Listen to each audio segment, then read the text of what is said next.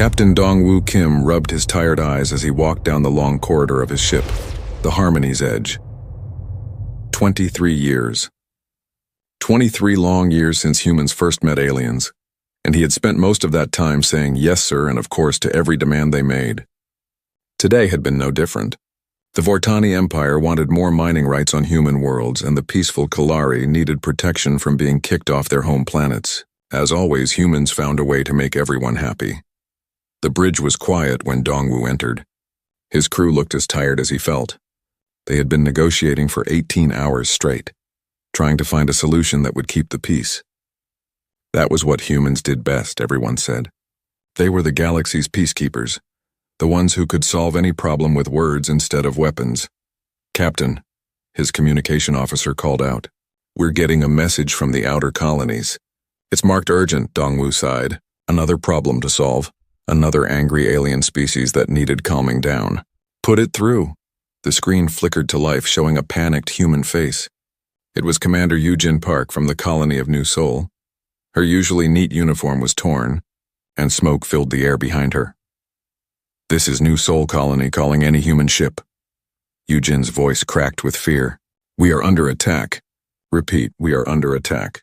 Multiple alien warships in orbit. They're not responding to our calls. They're just firing." Dongwoo felt his blood turn cold. "Commander Park, this is Captain Kim. What ships? Who's attacking you?" "It's the Hegemony Coalition," Yujin replied, her image shaking as explosions rocked her command center. 7 different species all working together. They said humans are too weak to deserve space. They said we need to learn our place. The communication cut to static for a moment, then Yujin's face appeared again. This time there were tears in her eyes. "Captain, they're targeting the schools. The hospitals.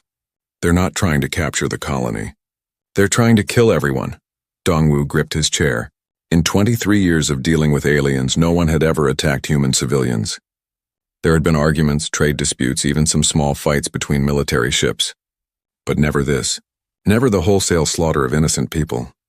"How many people are on New Seoul?" he asked quietly. 2.3 million, Yujin whispered. "Mostly families, children. We built this place to be safe, to show the galaxy that humans could create something beautiful." The screen suddenly filled with light as another explosion shook Yujin's command center. When the image cleared, half her staff was gone. Blood covered the walls. "Captain," Yujin's voice was barely audible now, "tell them we tried to surrender. Tell them we offered to give them anything they wanted. They laughed at us. They said humans need to learn that being nice doesn't make you strong." In the background, Dongwoo could hear something that made his heart break. Children's voices, calling for their parents as the orbital bombardment continued. Young voices that would never grow up, never see another sunrise, never have the chance to explore the galaxy their parents had worked so hard to join. "Captain Kim," Yujin said, looking directly into the camera, "promise me something. Promise me that when people ask what happened here, you'll tell them the truth. We died because we were kind. We died because we chose words over weapons. We died because we believed that being good was enough." The screen went white, then black, then nothing but static. Dongwoo stared at the empty screen for a long time. Around him, his crew sat in shocked silence. Finally, his communication officer spoke up. "Captain, should we send a message to Earth Command? Should we call the Galactic Council?" Dongwoo didn't answer right away. He was thinking about all the times he had swallowed his pride to keep the peace. All the times humans had been insulted, cheated, or pushed around, and they had simply smiled and asked how they could make things better. All the times they had chosen to be the bigger species, to turn the other cheek, to prove that intelligence was better than violence. 2.3 million people gone, because the galaxy thought humans were too soft to fight back. "Sir?" his officer asked again. "What are your orders?" Dongwoo stood up slowly. He thought about his own children back on Earth, playing in parks that might not exist tomorrow if the galaxy decided humans were too weak to defend themselves. He thought about every human colony, every human ship, every human family that was now at risk because someone had decided to test humanity's limits. "Send a priority message to Fleet Admiral Hyun-Woo Lee," he said quietly. "Tell him what happened. Tell him exactly what they said. Tell him that the Hegemony Coalition wants to know what humans do when we're pushed too far." The communication officer's hands shook as he typed the message.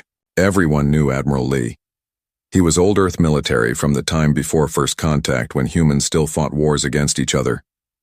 He had been the one to suggest that humanity should present itself as peaceful to the galaxy, to hide their true capabilities in the name of making friends. Message sent. Captain, the officer reported. Dongwu nodded. Now send another message. To every human ship, every human colony, every human station in the galaxy. Use the old military codes, the ones we were told to forget. Sir, those codes haven't been used in over 20 years. I know, Dongwu said. Tell them it's time to remember who we used to be before we decided to be nice.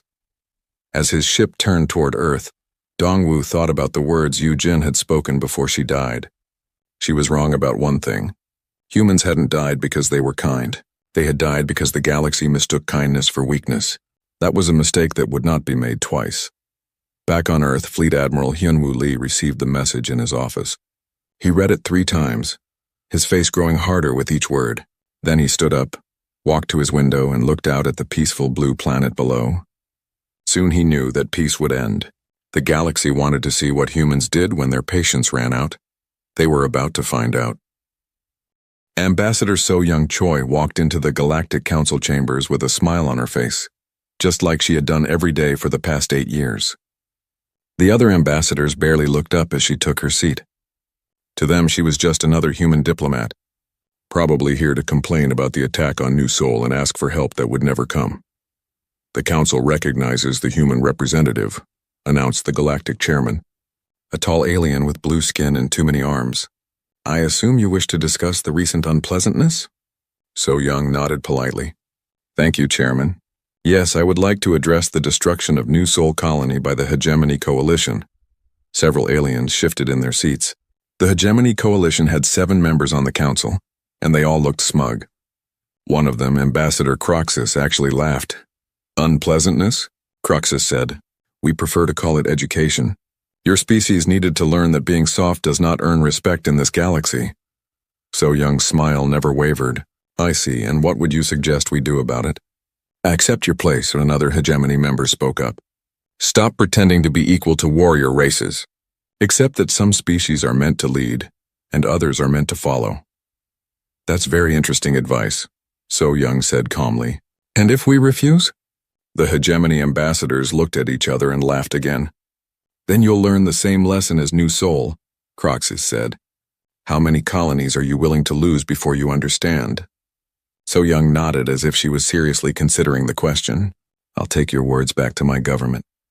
I'm sure they'll find your position very educational. As the council session ended, other ambassadors came up to So Young to offer their sympathy. They all said the same thing. Humans should file a formal complaint, maybe ask for economic sanctions, definitely try to negotiate a peaceful solution. That was what humans always did. What none of them knew was that while So Young smiled and thanked them for their concern, her earpiece was receiving constant updates from across human space. Updates that would have terrified them if they knew what they meant. Far from the capital world where the council met, things were happening that no alien spy network had ever detected.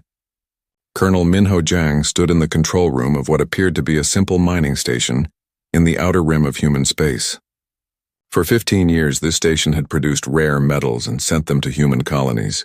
Every alien scan had confirmed it was exactly what it appeared to be. But now the mining equipment was folding away, revealing something else entirely.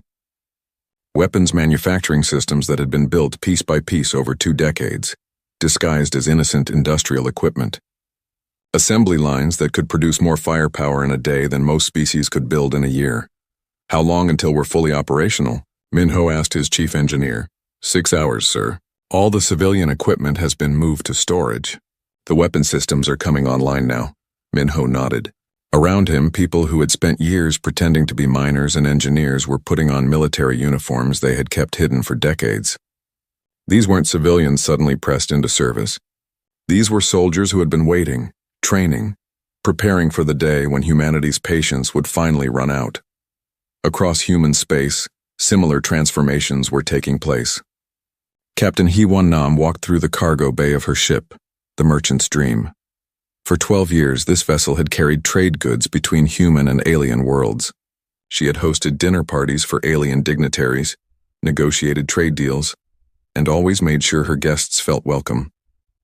Those guests had no idea that the cargo containers lining her ship's walls were fake. Behind them lay docking bays filled with fighter craft that existed in no official human military registry. Her crew of traders and diplomats were actually pilots and weapons specialists who had maintained their cover for over a decade. "Captain," her first officer said, handing her a military uniform.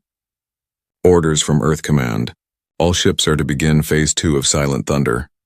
He-1 looked at the uniform she hadn't worn in public for 20 years. "Any word on how the aliens are reacting?" "They think we're evacuating our outer colonies. Their spy networks are reporting increased ship traffic, but they assume it's civilians running away in fear." Hai-1 smiled grimly. The Hegemony Coalition had expected humans to panic, to flee, to beg for mercy. Instead, humanity was moving pieces into position for a game the aliens didn't even know they were playing. Back on Earth, Fleet Admiral Hyun-Woo Lee stood before the Emergency Human Council. The room was filled with people who officially didn't exist. Military leaders who had supposedly retired years ago, scientists who had been working on civilian projects, intelligence officers who had spent decades pretending to be cultural attachés and trade representatives. "Ladies and gentlemen," Lee began, "for 23 years we have presented humanity as a peaceful species. We chose diplomacy over warfare, kindness over strength, patience over revenge. We did this not because we were weak, but because we hoped the galaxy could be better than it was." He paused, looking around the room at faces he had known for decades, people who had sacrificed their military careers to maintain humanity's peaceful image, people who had watched aliens insult their species while staying silent to keep the peace. "The attack on New Sol has shown us that our hopes were misplaced. The galaxy mistakes our kindness for weakness, our patience for cowardice. They believe that because we choose not to fight, we cannot fight." The room was completely silent. Outside, normal life continued on Earth. People went to work, children played in parks, families had dinner together. None of them knew that in this room, their representatives were making a decision that would change the galaxy forever. "Project Silent Thunder is now fully activated," Lee continued. "Every hidden weapons facility, every disguised warship, every sleeper agent we have placed in alien governments over the past 2 decades. All of it is now online and awaiting orders." General Mi Young-yu stood up. "Admiral, what are our rules of engagement?" Lee's expression didn't change. "There are no rules, General. For 23 years we played by everyone else's rules. We accepted insults, we tolerated abuse, we turned the other cheek no matter how badly we were treated. That ends now." He walked to the window and looked out at the city below. Somewhere out there, families were going about their daily lives, unaware that their peaceful existence had been built on a foundation of hidden strength. Strength that was about to be revealed to a galaxy that had forgotten why humans had once been feared. The Hegemony Coalition wanted to know what humans do when pushed too far. Lee said quietly, "Send the activation codes to all units. It's time to show them." As the codes went out across human space, a transformation began that would terrify the galaxy. The peaceful traders, the friendly diplomats, the helpful scientists that aliens had grown comfortable with were about to reveal their true nature. And the species that had chosen mercy for over 2 decades was about to demonstrate why that choice had been an act of supreme confidence, not weakness. Admiral Croxus woke up to alarms screaming throughout his flagship. The massive Hegemony Coalition battleship, the pride of conquest, shuddered as explosions rocked nearby space. Through his cabin window he could see the bright flashes of weapons fire where there should have been only empty darkness. "Report," he barked into his communicator as he rushed toward the bridge. "Sir, we're under attack," came the panicked reply. "Multiple contacts, unknown ship types." They appeared out of nowhere and opened fire on the depot stations. Croxus ran faster. The depot stations were supposed to be secret, hidden in empty space where no human ships ever traveled. They contained enough fuel and ammunition to supply the entire Hegemony fleet for months. How could humans have found them? When he reached the bridge, the scene was chaos. His officers were shouting conflicting reports while tactical displays showed a nightmare scenario. 7 depot stations gone, 3 communication relays destroyed. The main shipyard at Tarkus Prime reduced to floating debris. "How many human ships?" Croxus demanded. We don't know, sir." his tactical officer stammered. They hit us and disappeared before our sensors could get a clear count. Some kind of stealth technology we've never seen before. That's impossible. Humans don't have advanced stealth technology. They're merchants and diplomats, not warriors. But even as he said it, Croxus knew something was terribly wrong. The attacks weren't random. Every target had been chosen for maximum strategic damage. Whoever was commanding the human forces knew exactly where the hegemony's most important facilities were located, and exactly how to cripple them most efficiently. Across the galaxy, similar scenes were playing out. General Tai Jin Quan stood on the bridge of a ship that officially didn't exist, watching his tactical display with satisfaction. For 3 months, he had studied every piece of intelligence that human diplomats and traders had gathered over the past 20 years. Now that intelligence was paying off, "Target confirmed destroyed," reported Captain Sun Hee Lim from her stealth destroyer, the Ghost of Seoul. "Hegemony Station Prime is completely offline." Tae-jin nodded. Station Prime had been the coalition's supposedly impregnable fortress, a massive structure that coordinated military operations across 3 sectors. Sun Hee's ship had appeared directly behind it, fired a single shot from weapons that hadn't existed in any alien database, and vanished before the station's shields could even activate. "Ghost of Seoul, what's your status?" Tae-jin asked. "All systems green, General. The quantum phase cannons performed exactly as designed. Their shields couldn't even detect our weapons until they were already inside the barrier." Tae-jin smiled grimly. The quantum phase cannons were a human invention, developed in secret laboratories that aliens thought were working on improved farming equipment. Like so many human civilian technologies, they had dual purposes that no one outside humanity suspected. "Excellent work, Captain. Proceed to your next target." As Sun Hee's ship disappeared back into the void, Tae-jin turned to his intelligence officer. "Commander Jin-Woo Park, what are you hearing from Hegemony Communications?" Jin-Woo looked up from his console, where he was monitoring dozens of alien communication channels. "Panic, sir. They're calling this impossible, asking how we found their hidden bases, demanding to know what ships we're using. And their reinforcements? Moving exactly as we predicted. Admiral Vexthal is pulling ships from the outer territories to defend their core worlds. They're following Defense Pattern 7, just like our analysts said they would." Tae-jin nodded with satisfaction. For 20 years, human cultural exchange officers like Colonel Jae Hyun-oh had lived on hegemony worlds, learning their languages, studying their military tactics, and memorizing the locations of every important facility. The aliens had thought they were building friendships. In reality, they had been providing humanity with the most complete intelligence network in galactic history. Back on the Hegemony flagship, Admiral Croxus was receiving reports that made no sense. "Sir, they hit the fuel depot at Zerion, also the shipyard at Malik's Rest, and the communication hub at Zentara Prime." "All at the same time?" Croxus asked in disbelief. "Yes, sir. Synchronized attacks across 12 systems. Whatever they're using, they have a lot of it." Croxus stared at the tactical display. In 6 hours, the humans had crippled facilities that had taken the hegemony decades to build.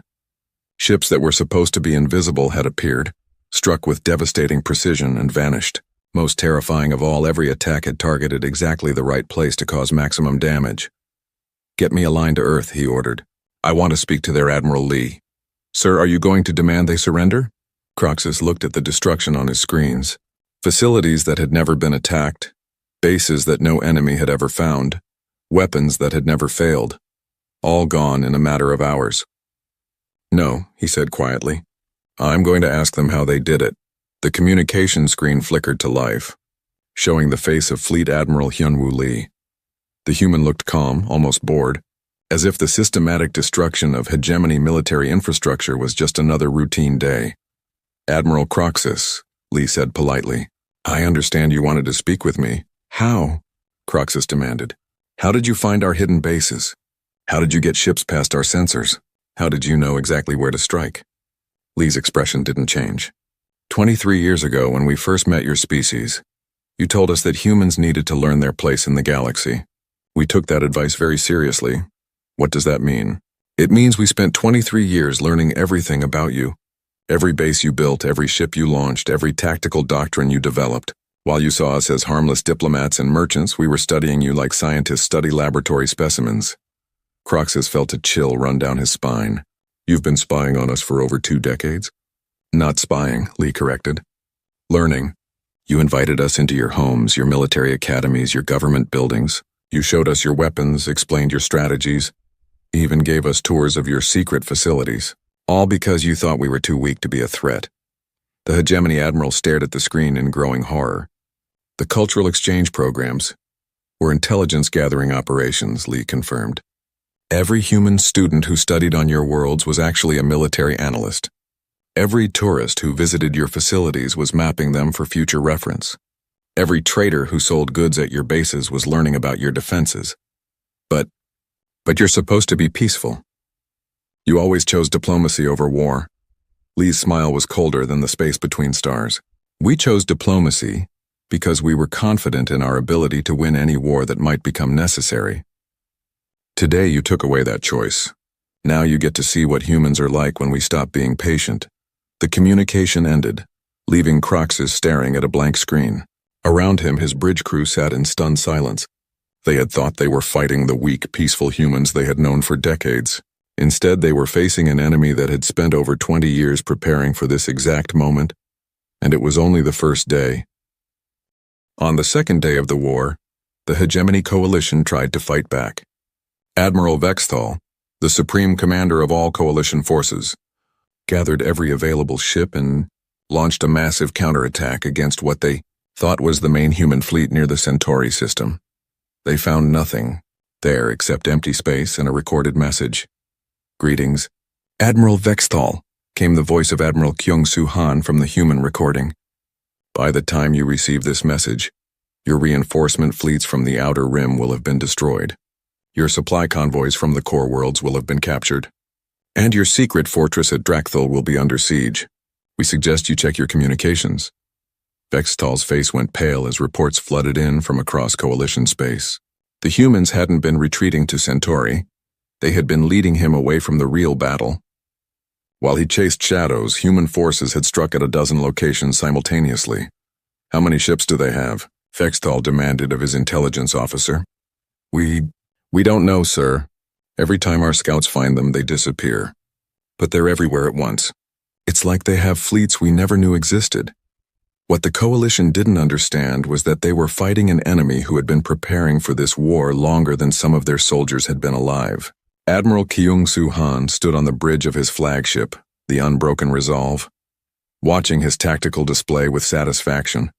His ship was part of the first hidden fleet, 300 vessels that had spent 15 years disguised as civilian cargo haulers.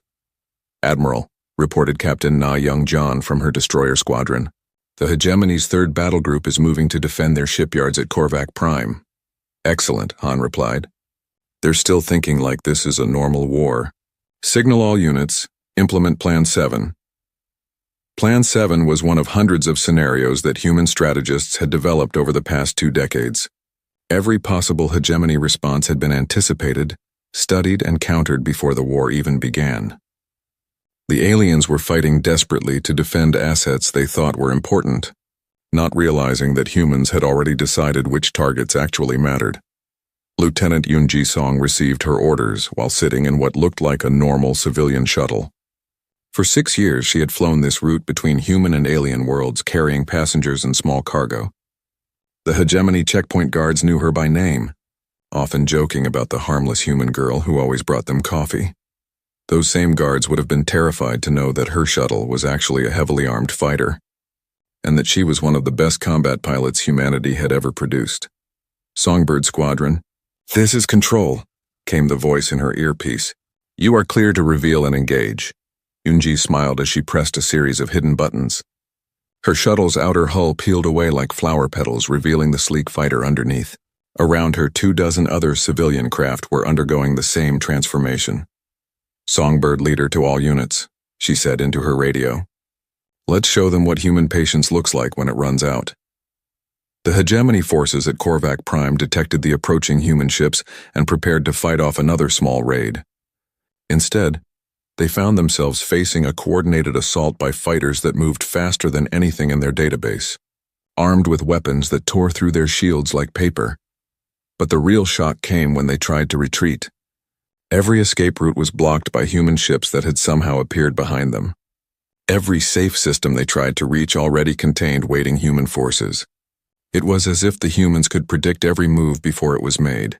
Colonel Jae-hyun-oh watched the battle from his command ship, feeling a grim satisfaction.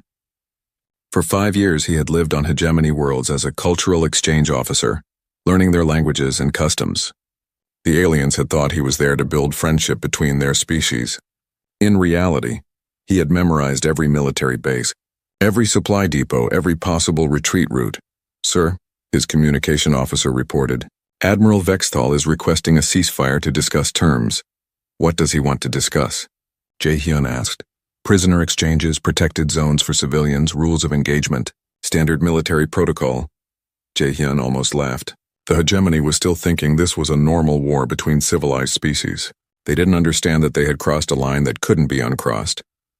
"Send this reply," he said. "There will be no ceasefire, no negotiations, no rules of engagement. You wanted to see what humans do when pushed too far. Keep watching." By the end of the second day, the hegemony coalition controlled less territory than they had when the war started. Their carefully planned defenses had been bypassed, their secret bases discovered and destroyed, their reinforcement schedules predicted and countered. The third day brought even worse news. General Mi Young-yu's forces had taken control of the coalition's main supply routes, cutting off fuel and ammunition to their scattered fleets. Every time hegemony ships tried to regroup, they found human forces already waiting for them. "How do they know where we're going before we know ourselves?" demanded Admiral Croxus during an emergency coalition meeting. The answer came from an unexpected source. Dr. Chang-ho Lee, who had spent 12 years as a xenobiologist studying coalition species, sent them a message that explained everything. "For over a decade, I have studied your biology, your psychology, your cultural patterns. I know how each of your species thinks under stress, how you make decisions in crisis situations, how your military doctrines were developed. When you move your fleets, I can predict where they will go because I understand the minds that command them better than you understand them yourselves." The message continued with even more disturbing revelations. Every human scientist who worked in your laboratories was actually gathering intelligence. Every human diplomat who attended your strategy meetings was memorizing your plans. Every human merchant who sold goods to your military was learning about your capabilities. We have spent 23 years preparing for this war while you believed we were incapable of fighting one. On the fourth day, the coalition's morale began to collapse. Reports came in of human ships appearing and disappearing at will, of battles won before the enemy even knew they were being fought, of strategic positions captured by forces that seemed to materialize from empty space. Captain Seung-min Kim demonstrated the true extent of human preparation when his destroyer squadron performed a coordinated attack on the coalition's fortress world of Malek's Rest. The planet was supposed to be impregnable, protected by orbital platforms that had never been defeated. Kim's ships appeared directly inside the defensive perimeter, having used jump coordinates that human spies had calculated years earlier. Before the platforms could react, precise strikes crippled their power systems and weapons arrays. The attack lasted 17 minutes and left the planet defenseless. But the most terrifying moment came when coalition forces received a message from General Mi Young-yu herself. The human appeared on their screens with a calm expression that was somehow more frightening than any threat. "You asked what humans do when pushed too far," she said quietly. "The answer is simple. We stop pretending to be what you want us to be and start being what we actually are. You wanted to fight warriors instead of diplomats. Your wish has been granted." As the fourth day ended, the hegemony coalition faced a terrible truth. They weren't fighting the peaceful, patient humans they had known for decades. They were fighting a species that had spent over 20 years studying their enemies while pretending to be friends. And every advantage they thought they had was actually a weakness that humans had been planning to exploit. The galaxy's most patient species had finally lost their patience, and the universe was about to learn why that patience had been a gift rather than a weakness. The fifth day began with silence.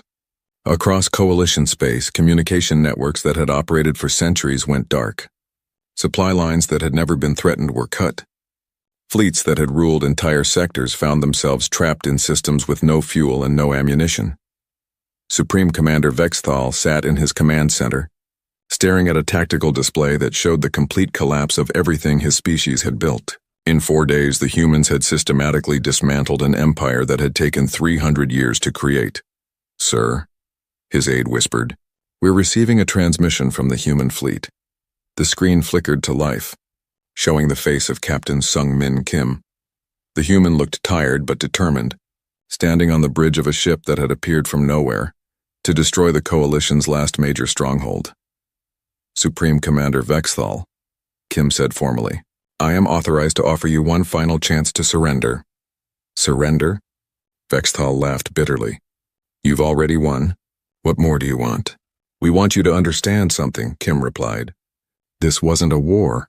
This was an execution. You thought you were fighting a battle against equals.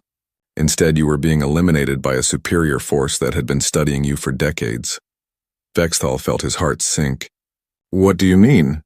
"I mean that every move you've made, every strategy you've tried, every retreat you've attempted, we predicted all of it years ago. You're not fighting human military doctrine. You're dancing to a script we wrote before this war even started." The Coalition leader stared at the screen in growing horror. "How long have you been planning this?" "Since the day we met your species," Kim answered honestly. 23 years ago, when you told us that humans needed to learn their place in the galaxy, we decided to learn everything about you instead. Every weakness, every fear, every possible way to destroy you completely." Behind Kim, other humans were visible on the bridge. Men and women who had spent decades pretending to be peaceful civilians, now revealed as the most effective military force the galaxy had ever seen. "The question now," Kim continued, "is whether you want this to end with your surrender, or with the complete extinction of every Coalition species." Dr. Chang Ho Lee had been working for 72 hours straight, but his research was finally complete. The same man who had spent 12 years studying Coalition biology as a friendly scientist had now weaponized everything he had learned. "General Yu," he reported to his commanding officer, "the biological agents are ready for deployment." Mi Young Yu looked at the data with a mixture of pride and revulsion. "These will target each species specifically." "Yes, ma'am. Tailored diseases that will affect only Coalition members, leaving other aliens and humans completely unharmed. Each pathogen is designed to exploit the unique biological weaknesses I discovered during my research years." "And the delivery system?" "Already in place. Remember those medical supplies we've been selling to Coalition worlds for the past decade? They contain microscopic deployment devices that activate on my command." Mi Young stared at the reports. With a single order, she could release diseases that would kill every member of the Coalition species within weeks. Diseases that their medical knowledge could never cure because they were based on biological secrets that only humans knew. "Doctor," she said quietly, "how many Coalition civilians would die?" "All of them, ma'am. The agents don't distinguish between military and civilian targets." Mi Young nodded slowly. This was the moment when humanity would decide what kind of species they really were. They had the power to commit genocide on a scale the galaxy had never seen. The question was whether they would use it. Meanwhile, Captain Na Young John was leading the final assault on the Coalition's last fortress. The planet Drakthal had been their ultimate fallback position, protected by defensive systems that had never been breached. But like everything else the Coalition had built, it had been designed by minds that humans understood better than the aliens understood themselves. "Songbird Squadron, this is Reaper Leader," came Yunji Song's voice over the radio. "Defensive grid is down. You're clear for landing." Nayoung's ships descended through an atmosphere thick with smoke from burning military installations. Her Marines, people who had spent years disguised as tourists and exchange students, moved through the fortress with deadly efficiency. They knew exactly where to go because they had memorized the layout during cultural visits years earlier. The Coalition's final stand lasted 3 hours. Then silence fell over their last stronghold. Back in space, Admiral Kyung-Soo Han received reports from across human space. The hidden fleets that had remained concealed for decades were now fully revealed. Patrolling systems that belonged to humanity's enemies. Ships that aliens had believed were cargo haulers were now showing their true nature as advanced warships. "Admiral," his communication officer reported, "we're receiving surrender requests from 47 Coalition worlds." "And their military response?" "Non-existent, sir. They have no functional fleets left. No command structure, no ability to coordinate resistance. Total military collapse." Han nodded grimly. The Coalition had learned what happened when a patient species finally lost its patience. They had discovered that humanity's greatest deception wasn't hiding their military strength, it was convincing the galaxy that mercy was weakness rather than choice. But the most important moment came when General Mi Young, you stood before a video camera to address not just the Coalition but the entire galaxy. Her message would be broadcast to every alien species, every government, every military leader who might be watching. To the Hegemony Coalition and all who would threaten humanity, she began, her voice carrying the authority of someone who had just demonstrated the galaxy's greatest military achievement. You have seen what we do when our patience ends. You have learned what happens when you mistake kindness for weakness. She paused, looking directly into the camera. But understand this, we could have done worse. Much worse. The biological weapons we developed could have eliminated your species entirely. The military assets we revealed represent only a fraction of our true capabilities. We chose restraint even in our revenge. Around her, the command center was filled with humans who had sacrificed decades of their lives to maintain their species' peaceful image. People who had swallowed insults, endured condescension, and accepted treatment as inferior beings, all while building the most sophisticated military intelligence network in galactic history. We return now to our peaceful pursuits. Mi Young continued. But remember what you have seen. Every human diplomat you meet has studied your weaknesses. Every human trader who visits your worlds knows how to destroy your defenses. Every human scientist working in your laboratories understands exactly how to eliminate your species. She leaned forward slightly, her expression becoming more intense. We choose to be your friends, your partners, your allies. We choose this freely as equals, not as subordinates. But never forget that it is a choice. And choices can be changed. The transmission ended, leaving the galaxy in stunned silence. In 6 days, humanity had revealed that their greatest lie wasn't about their military capabilities. It was about their nature. They weren't the peaceful species everyone thought they knew. They were apex predators who had chosen to appear harmless. As the 5th day ended, the Hegemony Coalition faced a decision that would define their future. Surrender completely and accept whatever terms humanity offered, or face the full consequences of pushing the galaxy's most patient species past their breaking point. Either way, the balance of power in the galaxy had shifted forever. The species that had spent 23 years accepting insults and abuse had finally shown their true strength. And the universe would never be the same. The Great Hall of the Galactic Council buzzed with worried voices. Representatives from dozens of species sat in their floating chairs, all talking at once. The holographic display in the center showed a terrible sight. 3 massive fleets locked in deadly battle near the Kepler Nebula. Ambassador Thekvar of the Nexari Federation tapped his crystal hand on the table. The war has gone on too long, he said, his voice ringing like broken glass. 17 star systems destroyed. Billions dead. Across the hall, the insectoid delegate from the Keth swarm clicked her mandibles. My people fight only to survive. The Vorthak started this war with their attacks on our breeding worlds. The Vorthak representative, a large reptilian creature with scarred green scales, hissed in anger. Lies. The Keth invaded our mining colonies first. We only defended ourselves. The argument continued as it had for months. Each species blamed the others. Each claimed they were the victims. Meanwhile, the war in space grew worse every day. Far from the council chambers, in a quiet observation post hidden in an asteroid field, Captain Lee Daeho watched the same battle through different eyes. His human face showed no emotion as ships exploded on his screen. He had been watching this war for 2 years, taking notes, learning. Captain, said Dr. Kim Minho from his science station, the Vorthak are using their new plasma cannons again. That makes the 4th time this week. Lee Daeho nodded. Mark it down. Range, power output, charging time, everything. The bridge of their small ship was dark and quiet. Only 5 crew members worked there, but their equipment was far more advanced than anything the fighting aliens possessed. They recorded every weapon fired, every ship movement, every tactical decision. Sir, called Lieutenant Nam Hyejin from communications, Admiral Park wants to speak with you. The main screen changed to show Admiral Park So-young sitting in her office on Luna Base. Behind her, Earth's moon glowed softly through the window. Status report, Captain.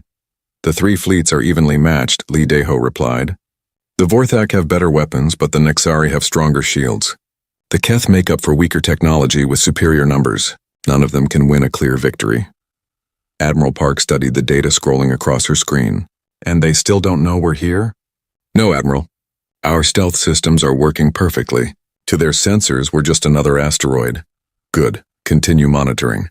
Command wants complete tactical profiles on all 3 species before we make any decisions. The connection ended, leaving the bridge in comfortable silence again. Lee Daho turned back to the battle display.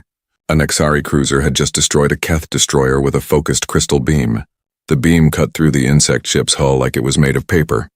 Dr. Kim Minho shook his head. Primitive, he muttered. They're still using direct energy weapons. No gravitic manipulation, no quantum disruption fields. Remember, Lee Daho said quietly. They think these are advanced weapons. To them, this is high technology. On the council station, the arguing continued. The 3 species had been fighting for so long that none of them remembered what started the war.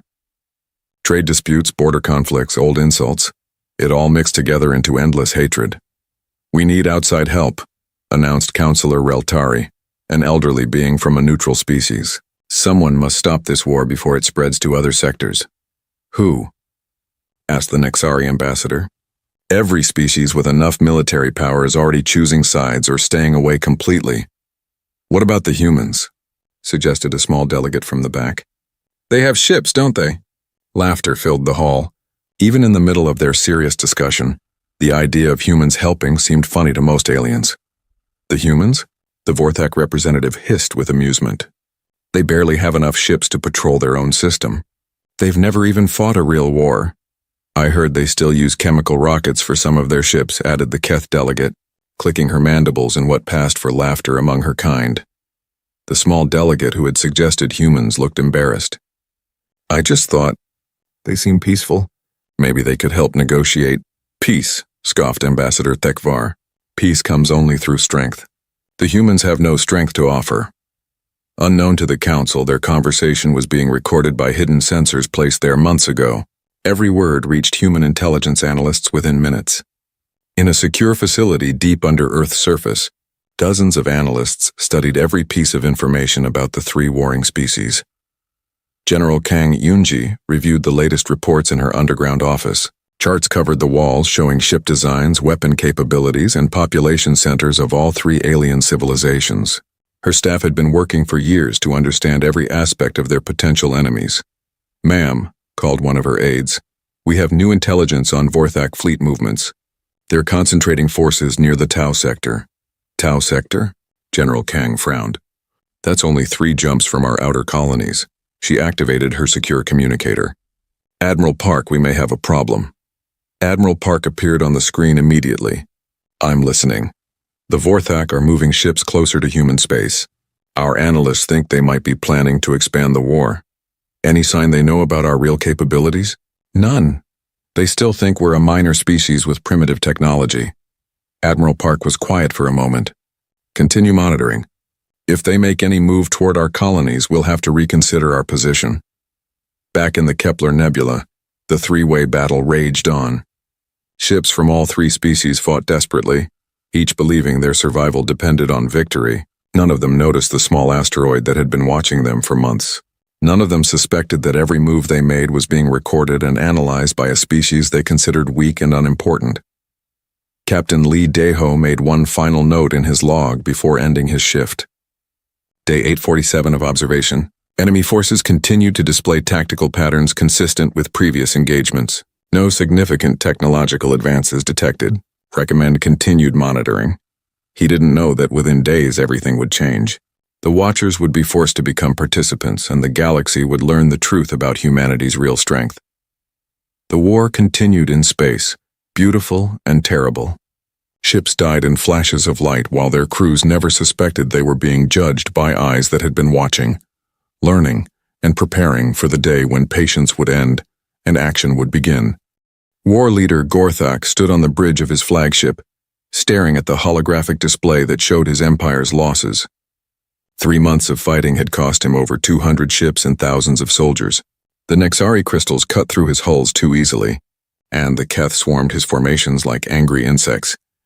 War leader, called his science officer. The new weapon is ready for testing. Gorthak's reptilian eyes brightened. The planet killer had taken years to build and use technology stolen from a dozen different species. If it worked, he could end this war quickly and completely. "We need a target," he hissed. "Something worthless that won't be missed." His tactical officer brought up a star map. "There are several uninhabited worlds near the battle zone, war leader." "No," Gorthak said, studying the display. "We need to test it on a real target. A world with cities and shields. Something that will show us how the weapon performs against actual defenses." The science officer pointed to a yellow dot on the edge of the map. "What about this human colony? New Busan. It has a population of about 200 million, but the humans are a weak species. Their military won't be able to interfere with our test." Gorthak's forked tongue flicked out as he considered the option. Humans were barely worth noticing. A single system species that had never shown any real military power. They would be perfect test subjects. "Excellent choice," he decided. "Order the weapon ship to jump to New Busan. Tell them to record everything. I want complete data on the weapon's performance." On New Busan, Colonel Choi Ji-won was enjoying her morning coffee when the first alarms started ringing. She rushed to the command center of the Planetary Defense Force, where her staff was already gathering around the sensor displays. "What do we have?" she asked. "Unknown ship dropping out of hyperspace," reported Lieutenant Park Won-ho. "It's big, Colonel. Really big." The main screen showed a Vorthak dreadnought unlike anything in their files. It was twice the size of normal battleships and covered in strange equipment that their sensors couldn't identify. "Are they responding to our hails?" Choi Ji-won asked. "Nothing, ma'am. They're just sitting there." Engineer Han Kyung-soo ran into the command center, his face pale. "Colonel, our deep space sensors are picking up massive energy readings from that ship. Whatever they're powering up, it's drawing more energy than our entire planetary grid." "Activate the defense grid," Choi Ji-won ordered. "Get our fighters in the air. Send an emergency message to Earth Command." The planetary shields came online, creating a shimmering barrier around New Busan. It was strong enough to stop most weapons. But Choi Ji-won had a bad feeling about the energy readings they were detecting. On the Vorthak ship, the weapon officer made his final calculations. "Planet killer is fully charged, war leader. Ready to fire on your command." "Fire," Gorthak commanded. The weapon didn't look like much when it launched, just a small projectile moving at incredible speed. But when it hit New Busan's shields, everything changed. The projectile punched through the barrier like it wasn't there and struck the planet's surface. The effect was immediate and horrible. A wave of energy spread out from the impact point, turning everything it touched into glass. Cities, forests, oceans, all of it became smooth, perfect glass in seconds. The planet's atmosphere caught fire and burned away into space. Colonel Choi Ji-won had time to send one final message before the wave reached her command center. "This is New Busan. We are under attack. The planet is lost. Tell Earth that the Vorthak have a planet-killer weapon. Tell them we—" The message cut off as New Busan became a ball of cooling glass floating in space. On Luna Base, Admiral Park So-young received the emergency transmission while she was in a meeting with her senior staff. The recording played once, then the room fell completely silent. "Confirm the report," she said quietly. "Already done, Admiral," replied her intelligence officer. "Long-range sensors show New Busan has been completely destroyed. No life signs remaining. No structures left standing." Admiral Park stood up slowly. Her staff had never seen her look so calm, and that scared them more than shouting would have. "Send a message to Earth Command," she said. "Tell them the Vorthak Empire has committed an act of war against humanity. 200 million civilians are dead." "What are your orders, Admiral?" asked her Chief of Staff. "Activate Protocol 7. Prepare the Eternal Resolve for immediate departure." Across human space, the news spread quickly. Earth's government held emergency sessions. Colony worlds activated their defenses, but there was no panic, no desperate calls for help. Humanity had been preparing for this day longer than any alien species realized. In the deep shipyards hidden in the outer system, massive doors began to open.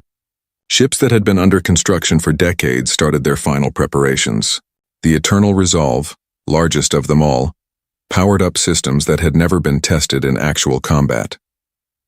Captain Lee Daeho received new orders while still monitoring the alien battle near Kepler Nebula. "Return to base immediately," Admiral Park's message said. "You have a new assignment." Dr. Kim Minho looked up from his science station. Captain, I'm reading some kind of subspace disturbance from the direction of New Busan. It's gone, isn't it? Yes, Lee Deho replied simply. It's gone. The crew worked in grim silence as they prepared to leave their hiding spot.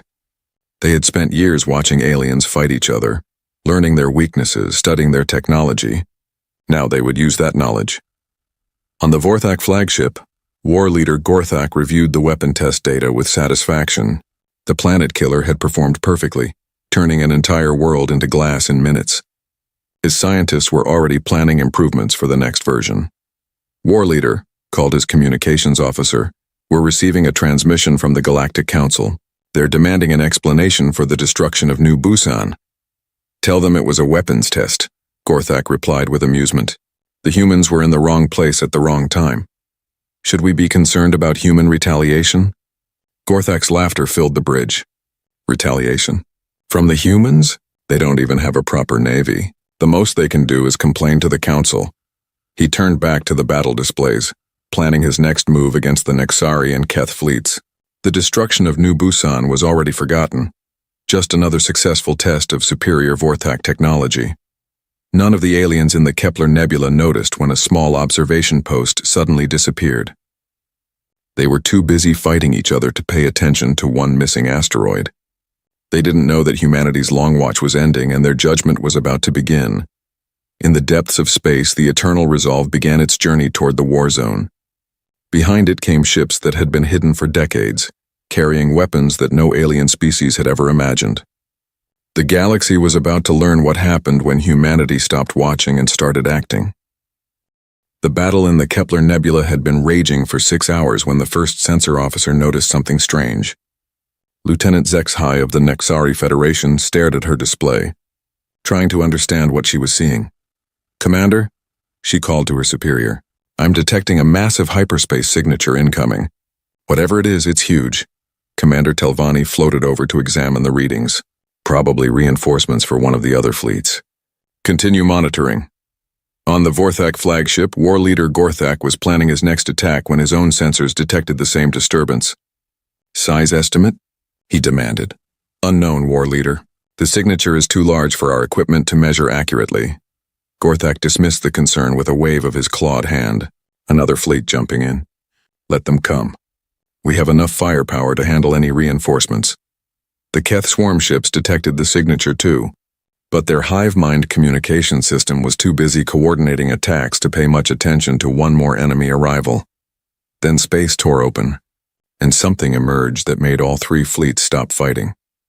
The Eternal Resolve dropped out of hyperspace at the edge of the battlefield, and every sensor in the area immediately went crazy trying to measure it. The ship was enormous, not just large but impossibly massive. It dwarfed even the biggest dreadnoughts like a mountain dwarfs a pebble. By the Crystal Throne, whispered Commander Telvanni as his sensors finally calculated the size. That ship is over 50 kilometers long. On the human battleship, Captain Lee Deho stood on a bridge that could have housed an entire city.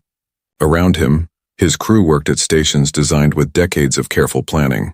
Every system had been built to operate beyond anything the aliens could imagine. Status report, he said calmly. All systems operational, replied Chief Engineer Bae Subin. Gravitic drives stable. Quantum shields at full power. Weapon systems ready. Commander Yu Taehyun looked up from his tactical station. Sir, we have over 3,000 alien ships in the area. They've stopped fighting and are forming up in defensive positions. Expected. Lee Deho nodded. Lieutenant Nam Hyejin, open a channel to all fleets. Channel open, Captain. The Eternal Resolve slowly moved into position above the 3-way battle. As it approached, something incredible happened. The ship's massive bulk actually blocked out the light from nearby stars, casting a shadow across the battlefield. Space itself seemed to darken around the human vessel. On every alien ship, crews stared in shock at their displays. The human ship wasn't just big, it was impossible. Their technology couldn't build something that large. Their engines couldn't move something that massive. Their weapons couldn't power something so enormous. This is Captain Lee Deho of the Human Defense Corps vessel Eternal Resolve, came the transmission. His voice was calm and cold. You destroyed New Busan. 200 million innocent lives. We have come to collect the debt. War Leader Gorthak felt ice form in his stomach. The humans, the weak primitive species from one star system? That ship couldn't be human. It had to be a trick. Human vessel, he transmitted back. You are interfering in a military operation. Withdraw immediately or face the consequences. The response was silence. Commander Telvanni tried a different approach. Unknown vessel. The Nexari Federation recognizes no human military authority in this sector. State your intentions. More silence. The Keth swarm's collective voice joined the transmissions. Human ship, you are outnumbered 3,000 to 1. Leave now and we will not harm you. Still no response from the massive ship hanging over them like a dark moon. Captain Shin Dong-hae led his fighter squadron out of the Eternal Resolve's hangar bays. His ships were small compared to the battleship, but each fighter was more advanced than anything the aliens had ever built. Demon Squadron, maintain formation. He ordered his pilots. We're just here to observe today. Back on the bridge, Dr. Lim Sua studied the alien formations through her xenobiology equipment. Captain, they're starting to work together. All three fleets are forming a united front against us. As expected, Lee Daeho replied. Tactical Officer John Mingyu, what's our threat assessment? John Mingyu checked his displays. Approximately 3,000 ships total. Mix of battleships, cruisers, destroyers, and fighters. Combined firepower could level several continents. Understood. Continue monitoring. On the alien ships, panic was starting to set in. The human vessel just hung there in space, dark and silent, like some ancient predator waiting to strike. Its weapons weren't even powered up, but somehow that made it more terrifying. War Leader, called the Vorthak Tactical Officer. Should we attack? Our planet-killer weapon could destroy that ship. Gorthak stared at the massive human vessel. Something about it felt wrong, like looking at a sleeping dragon. Not yet. Let the others make the first move. Commander Telvanni was having similar thoughts. All ships maintain defensive positions. Do not fire unless fired upon. But the Keth swarm, driven by instinct and fear, began moving their ships into attack formation. Thousands of insectoid vessels swarmed toward the Eternal Resolve like angry hornets. Captain, reported Commander Yu Tae-hyun, the Keth are advancing. Looks like they're planning to attack. Let them come, Lee Daeho said quietly. The Keth ships opened fire first, sending streams of plasma and particle beams toward the human battleship. The alien weapons lit up space with brilliant colors as they struck the Eternal Resolve's shields, and then something impossible happened. The weapons didn't bounce off the shields or get absorbed by them. They simply disappeared. The plasma beams, the particle streams, the missile warheads, all of it vanished the moment it touched the human ship's defenses. Impossible, breathed Commander Telvanni. No shield technology can do that. The Keth kept firing, pouring more and more weapons into their attack. Still nothing happened. The Eternal Resolve hung in space unchanged, unharmed, as if the alien weapons were nothing more than light rain hitting a mountain. Sir, reported Chief Engineer Bae Subin, enemy weapons are having zero effect on our quantum barrier system. Should we respond? Captain Lee Daeho watched the alien attacks continue for several more minutes. The three fleets were using their most powerful weapons now, desperate to do some damage to the human ship. Nothing worked. Enough, he said finally. Commander Yu, prepare gravitic torpedo. Single target. That Keth command cluster on our starboard side. Gravitic torpedo armed and ready. Captain, fire. The human weapon didn't look like much when it launched, just a small projectile moving at moderate speed. But when it reached the Keth formation, space itself began to bend and twist around it. A localized black hole formed in the center of the alien ships. Gravity went insane, pulling the Keth vessels into a tight ball and crushing them together. Over 200 ships, including 3 heavy cruisers and a command carrier, were compressed into a space smaller than a basketball. Then, just as suddenly, the black hole vanished. The gravitic torpedo shut down its effect, leaving only empty space where a fleet had been moments before. The silence that followed was absolute.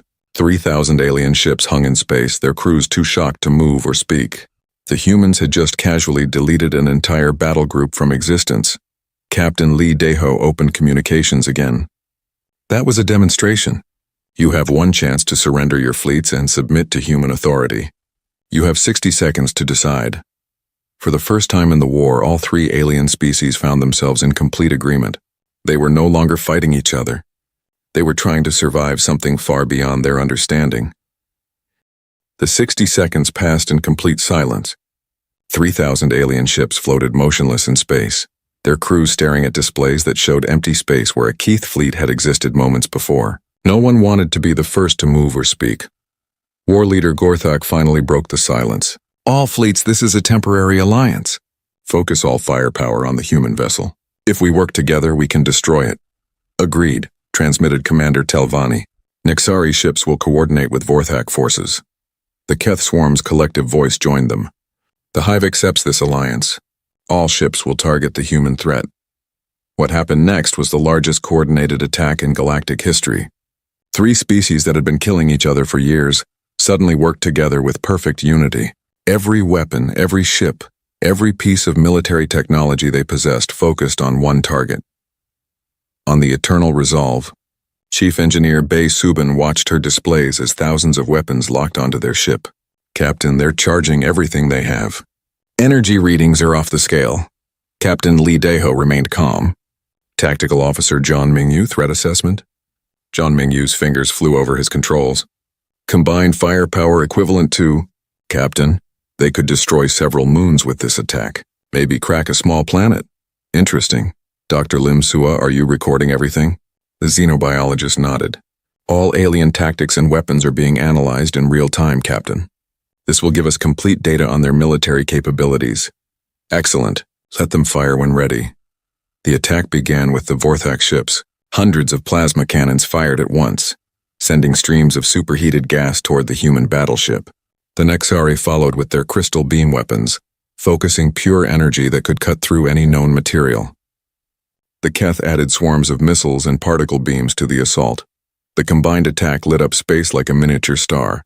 Energy weapons, missiles, plasma streams, and particle beams all converged on the Eternal Resolve in a display of destructive power that could be seen from neighboring star systems.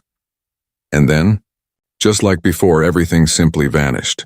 The moment any weapon touched the human ship's defenses, it disappeared completely.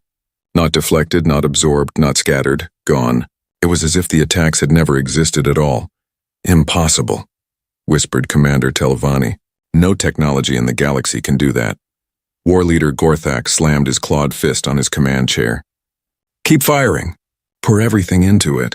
Something has to work. The alien fleets kept attacking for 10 minutes straight. They used every weapon type, every ammunition they had, every technological advantage they could think of. Planet killer beams, antimatter warheads, quantum disruptors. Nothing made any difference. On the human ship, the crew watched calmly as alien weapons continued to vanish against their quantum barrier system. The technology operated on principles that the attacking species hadn't even discovered yet. Sir, reported Intelligence Officer Ko Jinwan, our scanners have now recorded complete technical specifications for every alien weapon system. We have full data on their capabilities, weaknesses, and tactical doctrines. Captain Lee Daeho nodded. Good. Medical Officer Song Yuna, casualty reports? The Keth ships we destroyed had minimal crew aboard, mostly automated systems. Estimated casualties around 500. The other fleets have had no losses yet. Understood.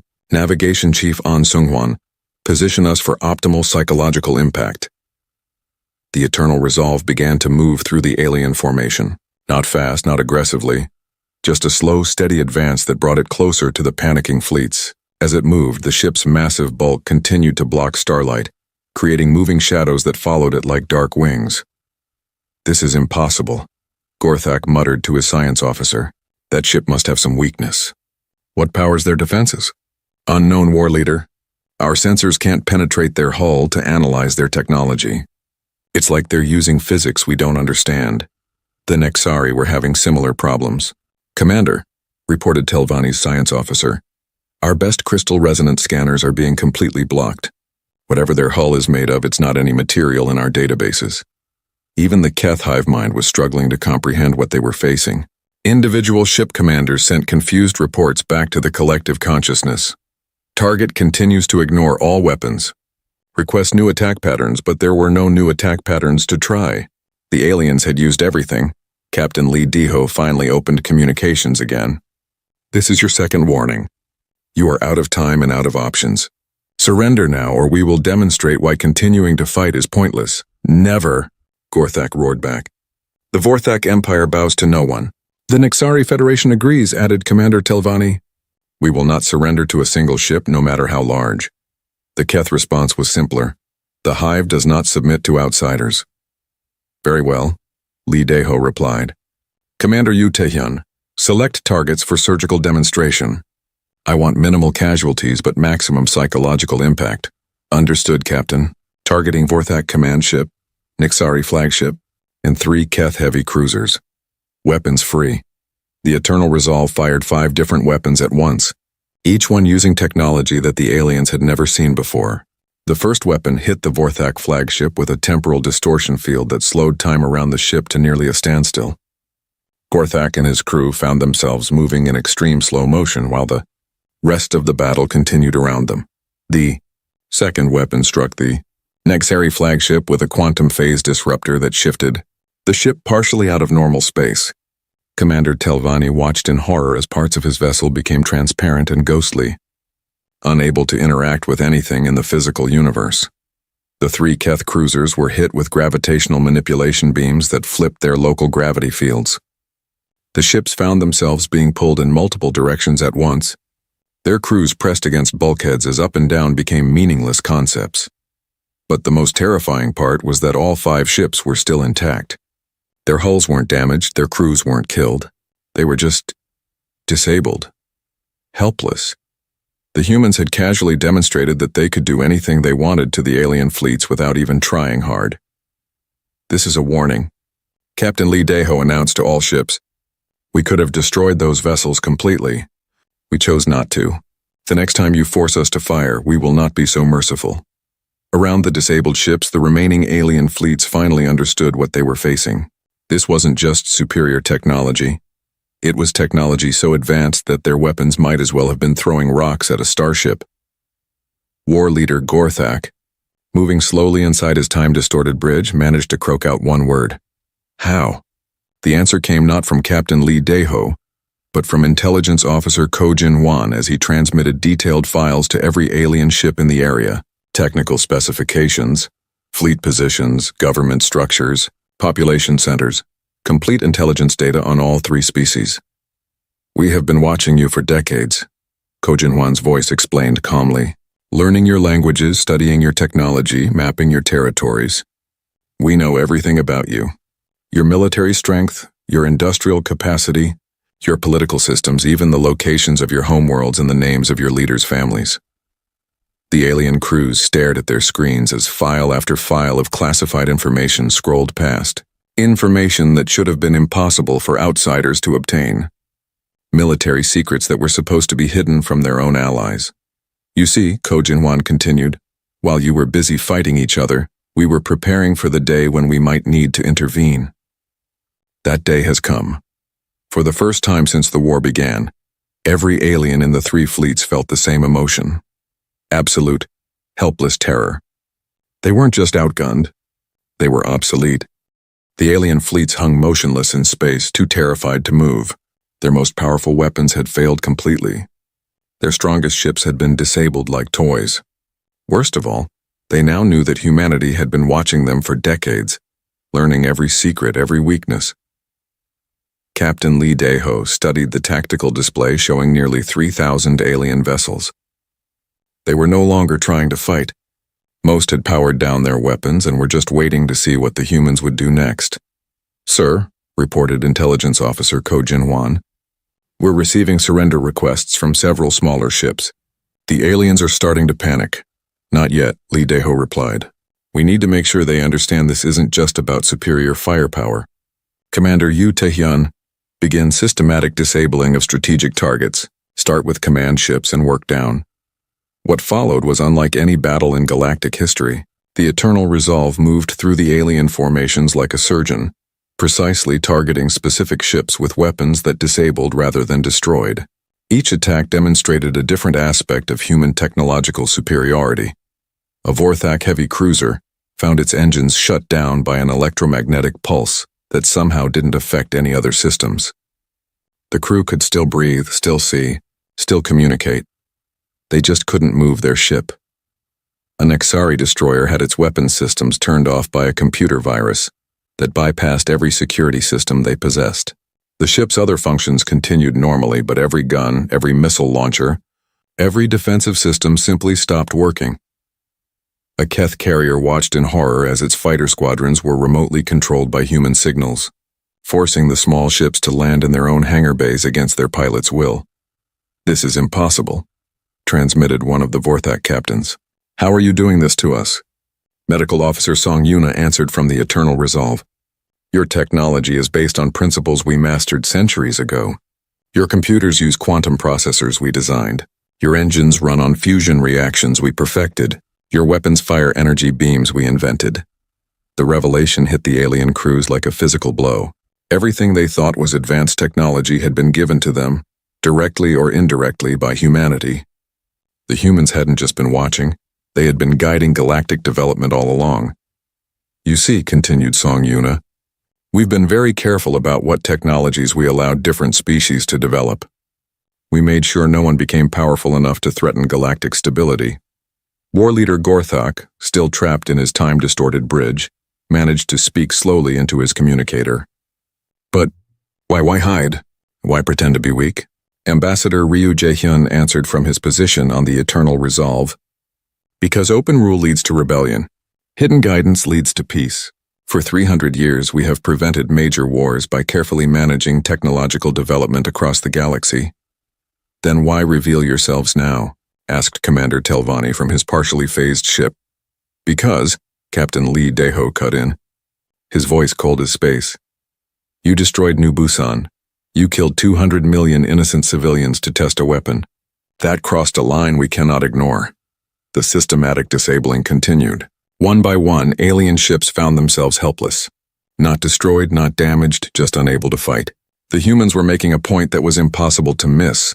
They could do anything they wanted to any ship in the fleet. General Kang Yunji's voice joined the transmission from Earth Command. "For decades we have watched species develop naturally, only interfering when necessary to prevent galactic wars. We allowed minor conflicts, border disputes, even small wars. But genocide? Planet killing? That ends now." Navigation Chief An Seung-hwan positioned the Eternal Resolve at the exact center of the alien formation. From there, the massive human ship could target any vessel in seconds. The message was clear. Nowhere was safe from human reach. "Sir," reported Tactical Officer John Ming-yu, "all major command ships have been disabled. Remaining vessels are requesting permission to withdraw." "Denied," Lee Daeho said simply. "They stay until we're finished."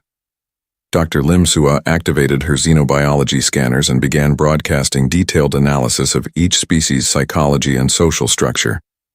The Vorthak Empire is controlled by a military caste that respects only strength. The Nixari Federation is a democratic republic that values logic and reason. The Keth Swarm operates as a collective consciousness that prioritizes survival above all else. As she spoke, data flowed to every ship showing exactly how the humans planned to deal with each species. Detailed political reforms, military limitations, technological restrictions, complete plans for reshaping their civilizations. The Vorthak military will be reduced to defensive forces only, Dr. Lim continued. No more conquest fleets, no more planet-killer weapons. The Nixari will establish new trade agreements that prevent resource conflicts. The Keth will be given uninhabited worlds to expand into, removing the pressure that drives their aggressive expansion. President Moon Hyun-woo's image appeared on every alien ship's main screen. Behind him, Earth's blue surface was visible through the windows of his orbital office. These are not requests or suggestions. These are the new rules of galactic civilization. "And if we refuse?" asked a Nixari captain. President Moon's expression didn't change. "Look around you. Your fleets are helpless. Your weapons are useless. Your technology came from us in the first place. Refusal is not an option you possess." But the most shocking revelation was yet to come. Intelligence Officer Ko Jin-wan activated a galaxy-wide transmission that reached every inhabited world, every space station, every ship in explored space. "Citizens of the galaxy," his voice announced, "you are watching the end of the Kepler War. But this is not the end of human involvement in galactic affairs. It is the beginning." Across thousands of star systems, cloaking fields deactivated simultaneously. Human ships appeared near every major population center, every military base, every seat of government. Not just a few ships, entire fleets that had been hidden for decades. The alien crews in the Kepler Nebula watched their home systems appear on the display screens, each one now showing human vessels in orbit. Ships that made even their largest dreadnoughts look like small fighters. For 3 centuries, Kojinwan continued, we have maintained secret bases throughout the galaxy. We have monitoring stations in every system, agents in every government, observers in every military force. Nothing happens in this galaxy without our knowledge. Commander Telvanni stared at the display showing his homeworld. 3 human battleships hung in orbit around the Nexari capital, their weapons trained on the planet's surface. How long? He whispered. How long have you been there? Since before your species developed spaceflight, came the answer. We were here when you launched your first satellites. We were watching when you discovered faster-than-light travel. We have been guiding your development for generations. The Keth hive mind sent out confused signals as human ships appeared throughout their territory. Hundreds of worlds, thousands of installations, all suddenly under human oversight. War leader Gorthak finally understood the full scope of what they were facing. This wasn't just one advanced ship. This was a galactic empire that had been invisible until now. You control everything. We protect everything, corrected Captain Lee Deho. There is a difference. We have no interest in ruling other species directly. We prefer that you govern yourselves, but we will not allow genocide, planet-killing, or wars that threaten galactic stability. The transmission ended, leaving the alien fleets to contemplate their new reality. The war was over. Not because they had been defeated in battle, but because they had discovered they were fighting in someone else's universe. Humanity had revealed itself as the galaxy's hidden guardians, and there was no going back.